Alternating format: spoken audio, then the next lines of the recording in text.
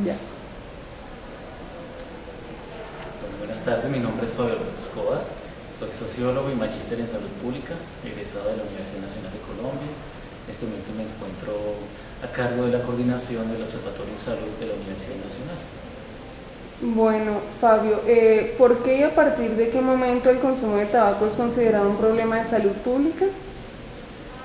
Es considerado un problema de salud pública desde el momento en que el consumo de tabaco se convirtió en un factor de riesgo muy determinante en las prevalencias y en la frecuencia de las enfermedades crónicas, como por ejemplo el cáncer de pulmón.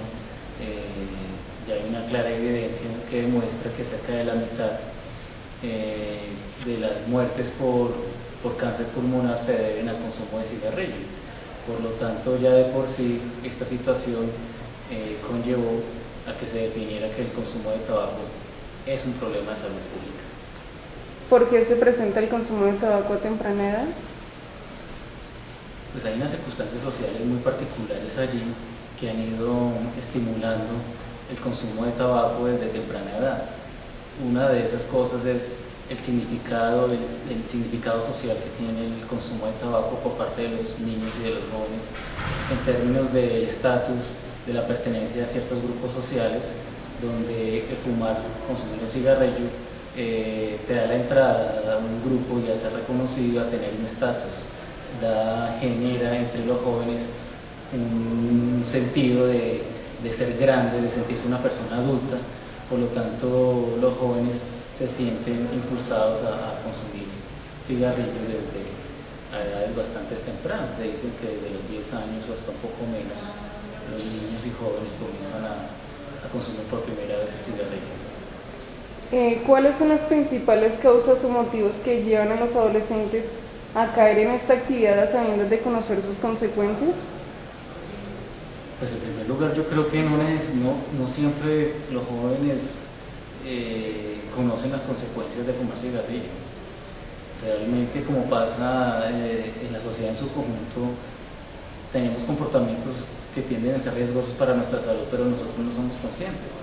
En el cigarrillo pasa la misma cuestión. Asumimos que son problemas de salud que no nos van a afectar a nosotros. Entonces, sencillamente prima más la necesidad de pertenecer, de ser reconocido en un medio social consumiendo cigarrillo, por encima de los riesgos, se estén reconocidos o no estén reconocidos por parte de los jóvenes y los adolescentes. Básicamente es como dije anteriormente, es la necesidad social de ser reconocido dentro de un contexto colectivo que los jóvenes los motiva y promueve el consumo de cigarrillo entre ellos. ¿De qué manera influyen los medios de comunicación y la sociedad? Pues por parte de los medios de comunicación pues es evidente que el papel del cine, la televisión reproducen este tipo de prácticas muy poco sanas y muy poco saludables, ¿no? Ustedes, por ejemplo, se puede uno dar cuenta de una película en cine qué persona no fuma, por ejemplo, el actor, la actriz. Si es en la televisión, en una telenovela, es evidente que siempre el consumo de cigarrillo está permanentemente allí. Entonces eso de alguna manera comienza a reproducir esa práctica entre los jóvenes, no solamente entre los adultos, sino también entre los jóvenes. Entonces, si el adulto fuma, ¿por qué el joven no puede fumar? ¿Cuál sería la diferencia allí?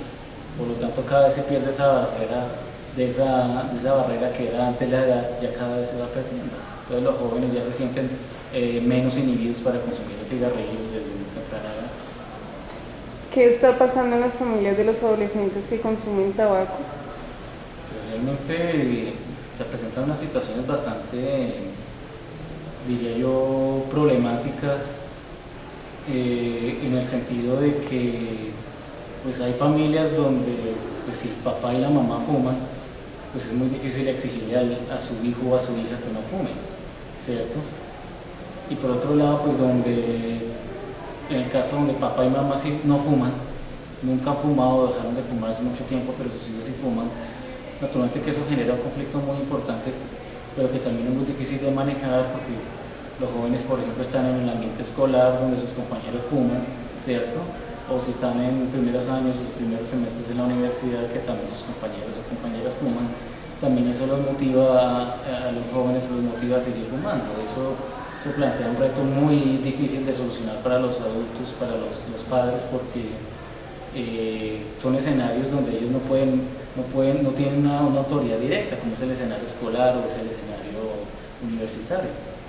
Bueno, una preguntita más. ¿Qué cree que se podría hacer para tratar de solucionar este problema o poderlo manejar mejor? Pues en primer lugar sí debe haber un cambio. Para que haya un cambio en comportamientos, en conductas, tiene que irse debilitando esa imagen y ese significado social que tiene el cigarrillo entre los jóvenes.